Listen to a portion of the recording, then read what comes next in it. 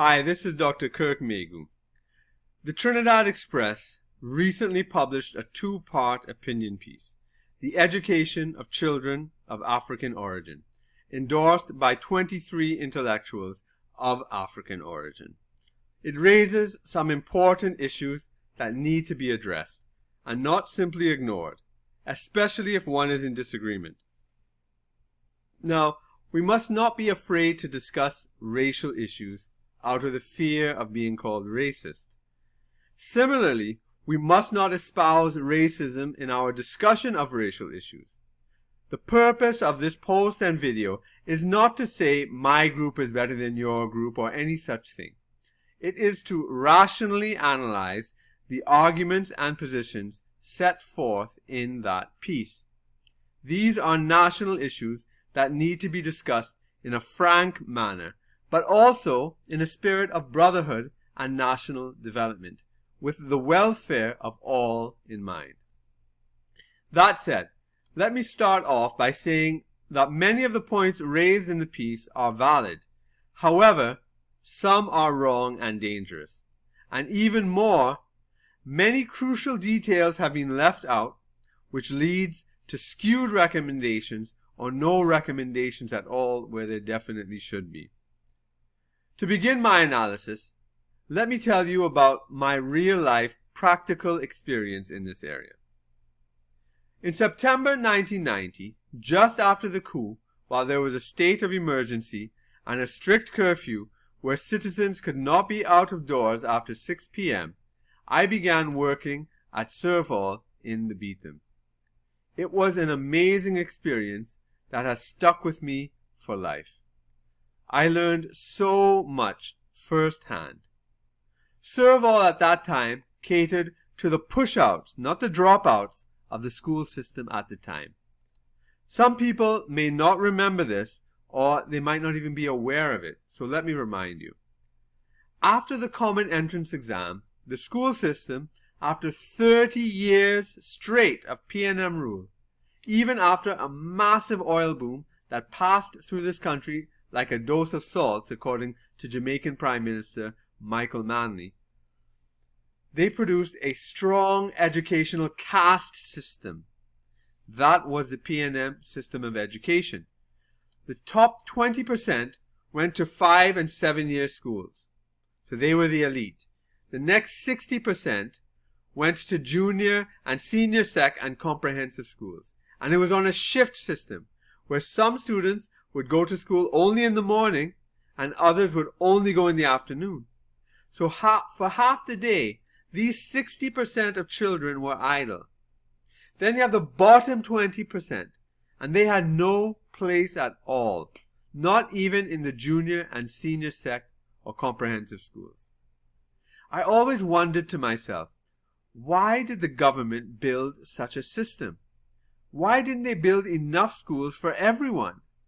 Why did they just leave the vast majority of students out of the school system altogether? It made no sense to me. And by the government, from 1956 to 86, that only meant the P&M, who ironically boasted that education was their top priority and that they had educated the country. Really? What was particularly notable was that the underserved 80% of students whom the education system failed were largely of African descent. Not only, but largely. And 2 points about this needs to be pointed out. One is that their parents formed the bulk, but not all, of the P&M support. And 2 is that before the P&M took over our education system, Africans were always among the top achievers in our education system. That changed when the P&M came to power. Yet somehow, the denominational schools, especially those of the Catholics, Presbyterians, and Hindus, are to blame. Now, we'll approach that issue later. Right? Let me talk about Serve Hall a little. So Serve Hall emerged during the Black Power movement in 1970. And that was largely a young black movement against neo-colonial P&M rule, which seemed to continue to benefit the old, formerly colonial elite. So this is what they were rebelling against. Serval emerged to address the problem of these unemployed, out-of-school youth, particularly in East Port of Spain, Laventille, and Beetham, then eventually around the country. But Serval had no help or support from the PNM government, despite the organization's desire to be incorporated into the formal school system. Why the PNM refused to do so, I don't know. They simply wished to leave the excluded 20% at the bottom out to fend for themselves. Devil take the hindmost, as the 23 endorsers phrased it. Now, in 1986, when the PNM lost power for the first time, we finally saw some addressing of this matter. They had to leave government for it to be addressed. The NAR government incorporated Serval into the system. So it was some level of reform to the school system. Now, I came into Serval during this period. Well, the PNM came back into power in 1991, and no further changes took place. It took their loss of power in 1995 to the UNC-NAR coalition for the real revolution in education to happen, and it was remarkable. The major step taken was to give every child a place in a 5-year school. This was a massive achievement done in just 5 years. Remember, 80% of children did not get to go in a 5-year school. So it was under that UNC regime that they made everybody go. The PNM, for some curious reason, not yet properly explained or justified, were against educating all our children in secondary school for 5 years. Incredible. Remarkably, they did not want to place the lowest performing students in full 5-year schools. The second important change was that the de facto ban on building new denominational schools for the system was lifted. Now, this was extremely important because it was another sea change from PNM policy. The PNM had been hostile to the denominational school since its founding in 1956. Eric Williams had seen these schools as being discriminatory. However, before Williams came to power, the education minister Roy Joseph, who was of Syrian descent, and he was also part of the Albert Gomes administration, which was our first government under colonial self-government. They undertook a massive school expansion program from 1950 to 1956. That was a revolution in its own way, because it was during this time that most Hindu and Muslim schools got built throughout the country, opening up educational opportunities for the first time to many citizens because they had been excluded from the system. Right? It was because they weren't Christian, right? And most of the schools were Christian based. So it was a massive expansion in a short time, mainly by private citizens. Now, Eric Williams was in a heated battle with the Catholic Church over education in particular, and he wished to nationalize all schools, taking away the power and control of religious bodies in the education system. Now, this battle was the basis upon which the Catholic Church based its scathing critique of Eric Williams and the PNM as totalitarian. There was a protracted struggle between the PNM and the Catholic Church. When the PNM narrowly won government in 1956, with a minority of seats in the Legislative Council, there was a moratorium on all denominational school buildings, whether it be Christian, Hindu, Muslim, whatever. No more religious schools in the national school system would be built under the PNM, and they were in power for the next 30 years. The agreement was reached on Christmas Day in 1960, when the PNM and the Catholic Church arrived at a concordat. It served as a peace deal and a compromise between the PNM and all the religious schools. The government would control the curriculum of all denominational schools and could place any student in these schools. Now, of course, there was only a limited number of places in denominational schools. They lost control of the vast majority, that's 80% of these places. Now, in return for this loss of control, the government would pay the salaries of the teachers. Now, the denominational schools were allowed to keep the right to choose 20% of the school body so that it could retain its particular religious nature. That was the compromise made.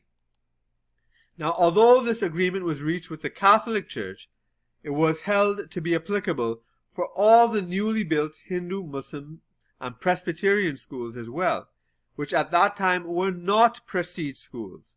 They were just denominational schools. They were not prestige. Right? So because these schools, especially the Hindu ones, they were derided as cowsheds. Now, interestingly, because the PNM now control the school curriculum of all the schools, religious or not, we aren't even taught about the Albert Gomes government before Eric Williams, or his education minister Roy Joseph, or Ajoda Singh, or Norman Tang, or Victor Bryan, because they have essentially been written out of Trinidad and Tobago's history. We are taught in the state school system that politics began in 1956 with the formation of the PNM. Even the EBC website ignores all election data before 1956. That is amazingly scary and disturbing. My book then remains more comprehensive than official state information, going right back to 1925. But from 1960 onward, under the PNM government, the government was the only entity to build new schools in the national school system. Now, notably, Eric Williams had a preoccupation with seeing schools as a site for racial integration, and he stated so on several occasions. But for some curious reason, the PNM did not see it fit to build enough schools to cater for 5-year secondary education for all students. 80% of children did not get full 5-year secondary education. Only the old denominational schools provided that. And yet, they were continuously abused for being elitist. The PNM had the chance to not only build 5-year schools for all children, including children of African descent, but to build schools that would be better than the old denominational schools. But as a rule, they did not, although there have been some notable examples like Couva Secondary or Chaguanas and Montrose government primary schools. The religious denominational schools retained their status as the top academically performing secondary schools, and they ended up accepting a majority of students from all faiths, from all communities, all over the island, based on the common entrance exams, and now SEA. This system gave everyone a chance to participate in the best that our country had to offer, based on merit. It's notable too that the old elite Catholic schools have lost their dominance in the national school system to Presbyterian schools and Lakshmi Girls High School in particular.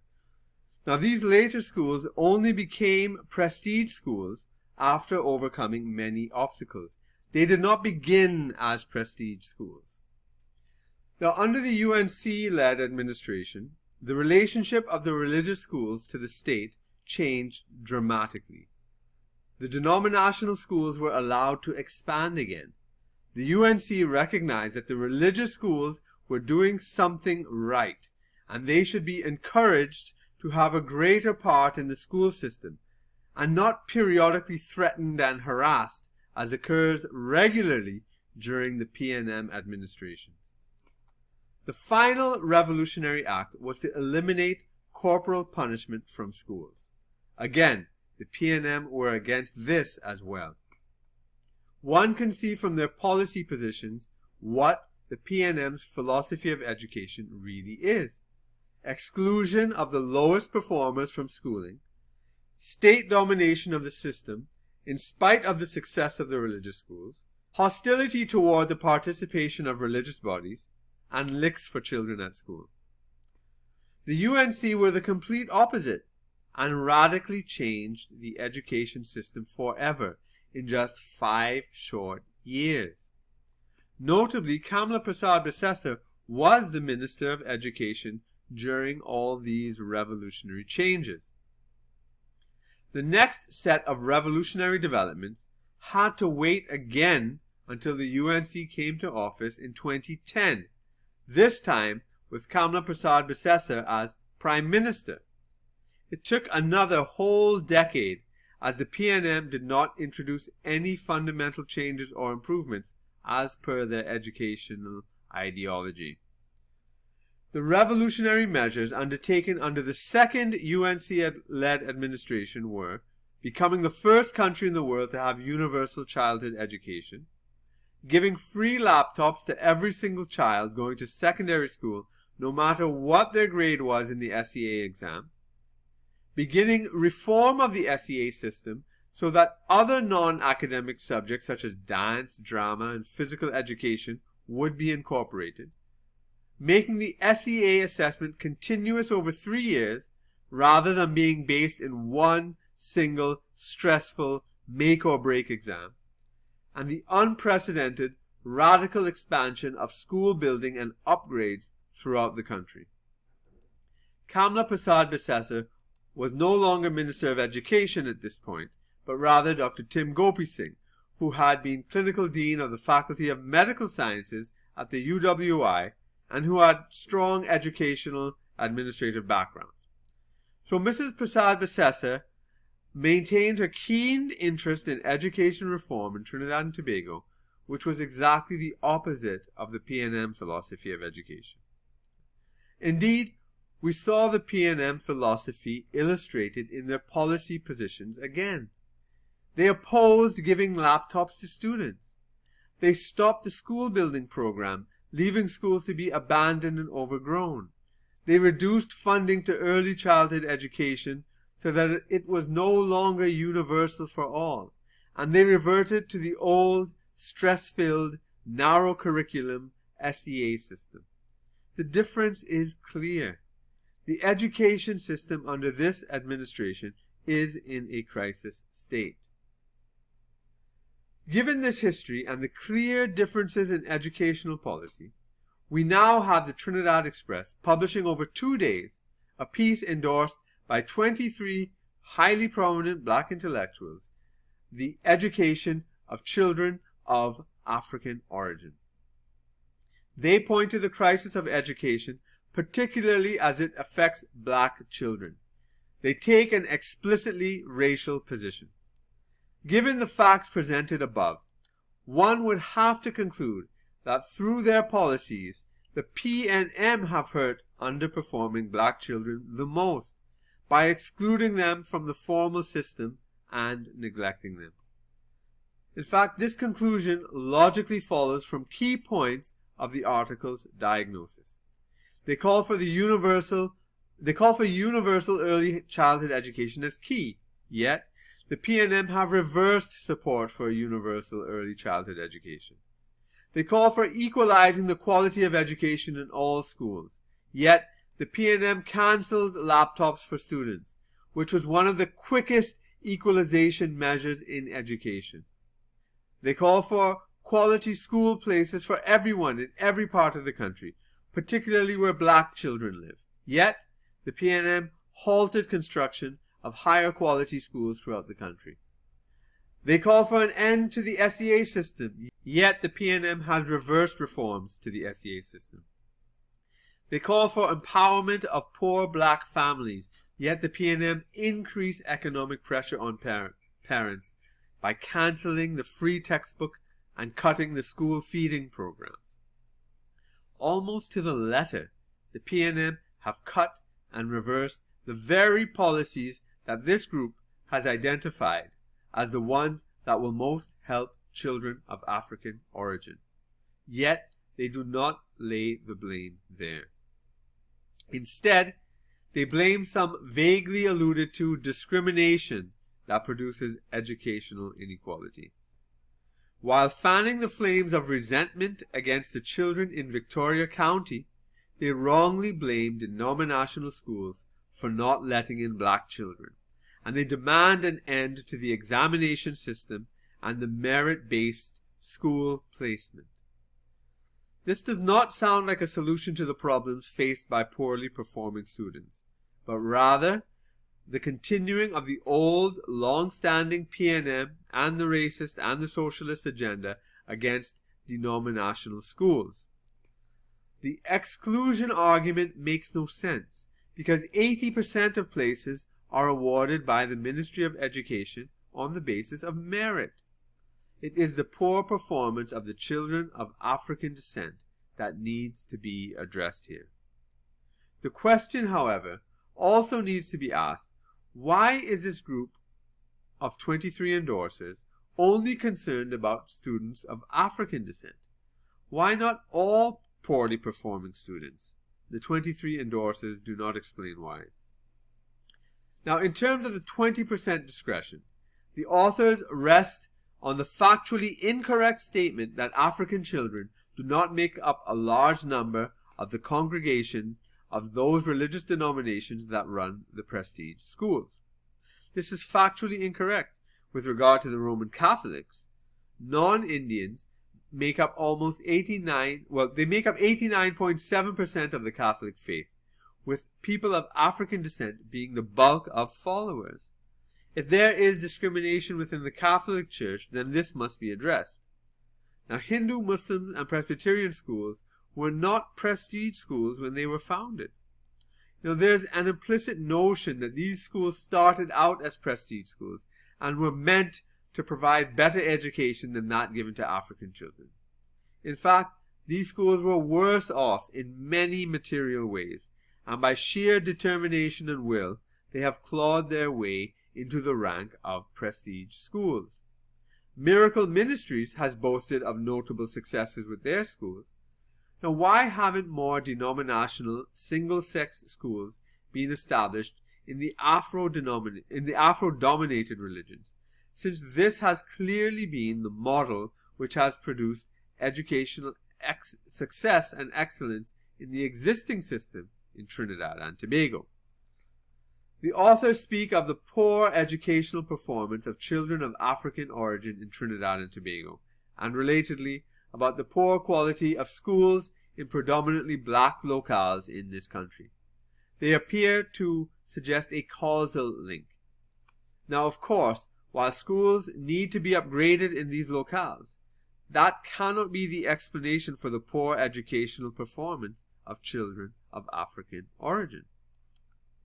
The authors raise the most important point in this racial analysis, but they do not bother to answer it. Namely, they note that going back in time, there is ample evidence that black children performed well, and indeed exceptionally at school, making their way into the middle and professional classes as educated adults. How did we go from this culture to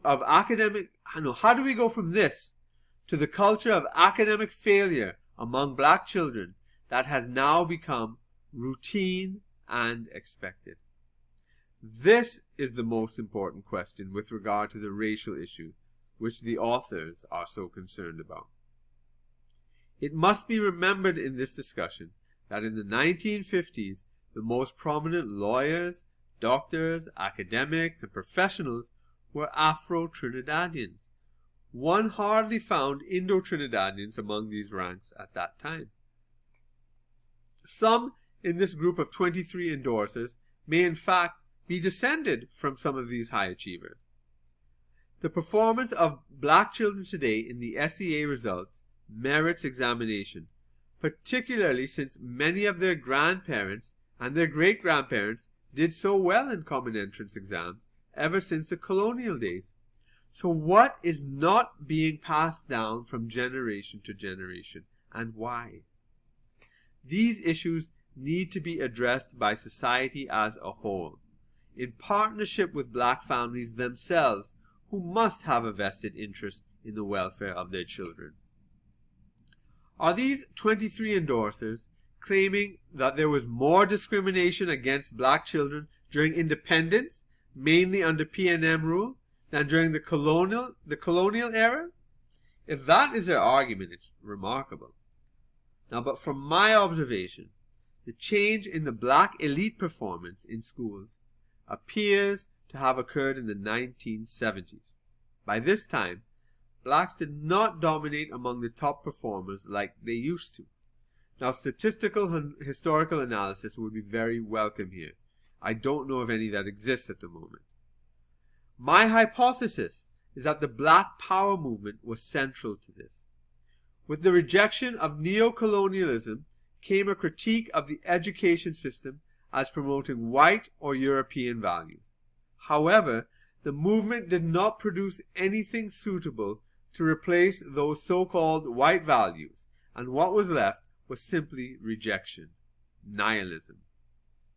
I believe this problem remains today, in some form or the other. That high achievement is seen as being white, or not being real, or not keeping it real. Authentic black culture is seen as ghetto life. Now, this is not only the result of black power, however, but it's also the powerful entertainment industry, especially from the US, which is controlled by non-blacks, particularly Jews and whites. So there is a cultural problem to be tackled. Now, the second related issue is the breakdown of the black family and absent fathers. Study after study shows that children who come from stable, two-parent, married households consistently perform better in school on average. Now, of course, there's always exceptions to the rules. Now, it would be interesting to compare the SEA results, broken down by race and also broken down by the family structure. I suspect that you'll find that poor performance in the SEA is better predicted by dysfunctional homes and absent fathers rather than race. In other words, I believe that even Indian or non-African children or other non-African children from single-parent or common-law married homes will perform worse than Africans who come from stable, two-parent, married households on average. Of course, there'll always be exceptional individuals. Now, again, empirical research on this would be welcome. The solution then would have to be to address this problem, that of cultural values and that of family structure. That these issues are ignored by these 23 endorsers is a serious shortcoming as well. Indeed, I find it curious that although they stand for black children, they do not at the same time stand for the black family. The stable, two-parent, married black family needs standing up for and saving. How can you stand for children without standing up for their families too? Study after study shows that stable, two-parent, married families produce children on average who not only do better in school, but they have better mental health, they have better jobs, they live longer, they engage in less risky behavior, they're healthier, and they're more likely to stay away from criminal activity. Looking into this issue is extremely important because the forces breaking up the black family are enormous and numerous, including economic forces and cultural forces, and they need to be confronted. Yet, the authors did not address this issue. They did mention that black children were born into poverty and dysfunction, and that this had consequences in education, but there was no further analysis. Here is what they did address: poor quality schools in areas where mainly black children live, exclusion by denominational schools, and the lack of early childhood education. Their main target seems to be the Concordat, but also a vague notion of inequity with strong racial innuendo. Now, it's a highly flawed argument, and it creates a straw man, removed from the real problems that are at the root of black underachievement in school. On the other hand, they fail to criticize the education system itself. The late great Lloyd Best, my friend and mentor, used to say that the failure of our education system is not demonstrated by the academic failure of those at the bottom, but by the social failure of those at the top. In other words, our education system has produced so many graduates in so many fields of endeavor: sociology, engineering, politics, agriculture, business, management, criminology, medicine, some of the top academic performers in the world. So why, after 58 years of independence, is our country in such a mess? Our education system is clearly failing us as a society. But such an analysis is not found in that article. Instead, there is a comparison of failing schools in Port of Spain and St. George, presumably meaning black schools, and more successful ones in Victoria, presumably meaning Indian, although that's not quite correct. So there is the suggestion that schools serving black children are worse than schools serving non-African children. If this is so, one would have to ask why the schools in the constituencies that support the governing party for 48 of our last 64 years are the worst, when the government has been in firm control of education since 1960. It is a serious question. But also, one must ask, is this actually true? Hindu schools were famously branded as cowsheds. Some of them, in actual fact, were. Lakshmi Girls' Hindu College was known as the see-through college because it had no doors or windows when it was first built and used. It now holds a record in the education field.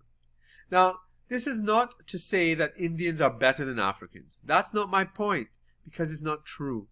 My point is that there is a problem in these areas that must be identified, that goes beyond the idea of the resources allocated to these areas. One cannot escape the political question as to why the PNM constituencies have the worst schools when the PNM were in government for 48 of the last 64 years, and they actually built our school system in the flawed ways described above, where 80% were underserved and only 20% had full proper schools. The next point the authors mention is that early childhood education must be made available to all children. Again, what they fail to note is that universal early childhood education was achieved under the PP administration. We were the first country in the world to achieve this goal. So why has the PNM discontinued it while they are in office?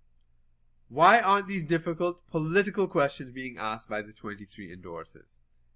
If a solution to this difficult problem is to be found, then difficult questions need to be asked. There is a tendency in the article to imply that low income means black. That is incorrect, and curiously, it's racist. Not all blacks are low income, and not all low income earners are black. The victimhood ideology seemingly espoused by the authors can dangerously lead to a self-fulfilling prophecy. By painting black people on the whole as powerless, low-income victims of the powerful elite, there is a perverse incentive to keep them that way. Firstly, it is not true, as black people have proudly held some of the most powerful positions in this country for decades. And secondly, if black people start to be perceived as other than low-income victims, the victim narrative loses its power. So there is an incentive to appear as never doing well. That's something perverse that needs to be stopped. Here is where the authors attack the Concordat.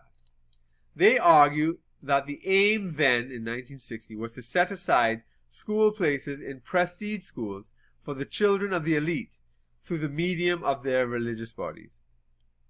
Now, while there may be some truth to that in the Catholic schools, it certainly does not apply to the Hindu or the Muslim or the Presbyterian schools, who in no way could be said to have formed an elite in 1960 or be anywhere near the elite. The Concordat, in fact, was arrived at in order so that the religious schools maintain their religious character. I mean, how could a Roman Catholic school have less than 20% of Catholic students? it would lose its character. How could a Muslim school have under 20% Muslims, etc., etc.? Eric Williams was literally at war with the Catholic Church in the 1950s, and the Concordat was the ceasefire. Since 1960, government schools had every chance to show the religious schools that they were superior. However, they did not. In fact, what happened to Queen's Royal College is what Eric Williams wanted to happen to all the religious schools. Whereas once QRC stood tall among prestige schools, producing Eric Williams, V.S. Naipaul, C.L.R. James, Lloyd Best, Carl Hudson Phillips, Rudranath Kapildeo, Lloyd Brathwaite, C.V. Gawking, William Demas, and so many others, it lost its status during independence. I had asked Lloyd Best about that, and what he told me was this. Eric Williams decided that he would send the great teachers from QRC to other schools in the country with the idea of spreading excellence. Theoretically, there's nothing wrong with that. Practically, however, it had the effect of destroying excellence. That is because the excellence did not reside in the individual teachers, but in a collective culture, which when it was broken up, could not survive. Destroying the Concordat would mean doing the same to the other denominational schools. Destroying our centers of excellence, however flawed they may still be, in the name of equality. But it's really more likely revenge and resentment. The authors rightly note that children have different abilities and should be allowed to excel based on development of their innate talents. I agree with that wholeheartedly. Indeed, we have to go back to policy here. The UNC did introduce aspects such as drama and physical education into the SEA marking. However, the PNM removed these things, again sticking with a frankly backward model of education. Why is the PNM intent on this failed model? The 23 endorsers don't dare to ask such necessary questions. Instead, they falsely and conveniently claim that there has been no attempt at reform of the system. From what I outlined above and previously, that is simply not true. The UNC introduced what have amounted to revolutionary changes in our system. More change in this direction needs to be done, I agree. But to say that there has been no attempt at reform is simply untrue. I don't think anyone can argue against the desire that all secondary school places should be of high value, not only some. But this should not mean that the best places should be brought down for the purposes of equality. Rather, the deficient schools need to be brought up to standard by all means necessary. One has to ask then, why wasn't the system constructed this way by the PNM? Why did they produce such an unequal system? And why do they insist on keeping it that way? Indeed, the UNC's laptops for every SEA student program was one of the important methods of equalization. Every child, no matter what their mark, where they came from, what their income level was, or what their family structure was like, had access to the information superhighway even in their homes. It was a revolutionary program. Yet the PNM strenuously opposed the program and they took it away. It once again illustrates the backward vision of education that the PNM has inflicted upon this country, which has been affecting black children in particularly devastating ways. Now here is where the dangerous suggestion comes. Removing the SEA and making geography the sole determinant of school placement. This is what is behind the vast inequalities of education in the United States. Where you live determines the school you go to in those countries. So poor children are condemned to schools in poor neighborhoods, and wealthy children, no matter what their grades, get the privilege of going to wealthy schools. It would destroy social mobility in Trinidad, which our existing school system has been able to provide, despite its shortcomings. The quality of education would solely be based on wealth. I find it hard to believe that the authors of this piece would advocate such a system. This must be resisted. We don't want wealth and your residence to determine your school placement. It must be merit-based. Everyone must have an equal chance. Indeed, once again, we must look at government policy. Whereas the UNC made textbooks free for school children, the PNM has made parents pay. Even programs such as the school feeding program has been cut back. The authors have chosen a victimhood narrative and imply that non-Africans are denying African children human rights to quality education. This is plainly false. If there is any group to blame for the plight of the black child in the school system, it is the People's National Movement. Would the authors of this piece have the interests of black children so much in focus as to throw down that gauntlet like the Black Power movement did before? Important steps toward providing quality education for all, including vulnerable black children, have been taken, but they've been sadly reversed. I am not asking the authors to campaign for the UNC or against the PNM, but to be honest about the sources of the problem, about the remedies undertaken, and the further work that needs to be done. Hanging the problems of black children on the Concordat, which seems to be their main thrust, is misguided and misdirected. It is using a very real and very important problem to advance their position in a long-standing feud, while unfairly casting blame on others. This will not provide a solution. Let us work together to transform the quality of the education system for all, without sacrificing our centers of excellence, because this is not a zero-sum game. We must all win, and not at each other's expense. There is room for all. Thank you very much.